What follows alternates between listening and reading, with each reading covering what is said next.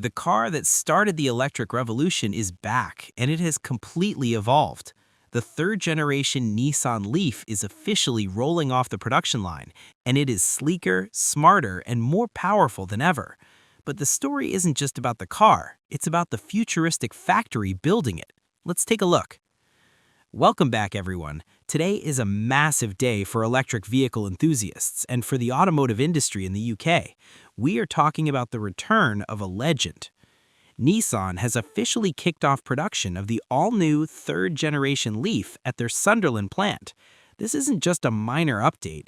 This marks the realization of their EV 360 plan, a world-first ecosystem combining EV manufacturing, battery production, and renewable energy.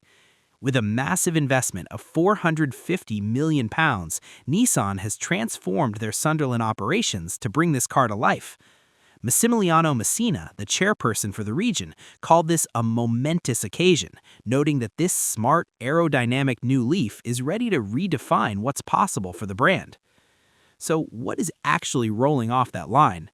The very first model to leave the factory was a stunning two-tone Luminous Teal Evolve grade. And looking past the paint job, the specs are impressive. This new LEAF is equipped with a 75-kilowatt battery that delivers a range of up to 386 miles on the WLTP cycle. That is a serious upgrade. And when you need to top up, it supports 150-kilowatt DC fast charging. In real-world terms, that means you can add up to 273 miles of range in just about 30 minutes. Inside, the car is just as advanced. It features a fully digital cockpit with twin 14.3-inch screens and comes with Google built in. Plus, the Nissan Connect Services app keeps you linked to your car remotely, letting you check battery levels or warm up the cabin before you even step outside. The factory of the future. Now, building a car this advanced required a complete overhaul of the factory. Nissan didn't just tweak the assembly line, they built a factory of the future. They're using intelligent big data, virtual reality, and digital mapping to run the plant. Here are just a few of the mind-blowing upgrades they've made. First, they've installed 78 new high-tech robots in the body shop. This includes a fully automated laser welding facility that operates with a precision of 0.3 millimeters to create the LEAF's seamless roof. They also introduced a state-of-the-art battery marriage facility. This is a fully automated system that lifts the battery into the car and secures it with 26 bolts in just 56 seconds. That is speed and precision you just can't get by hand.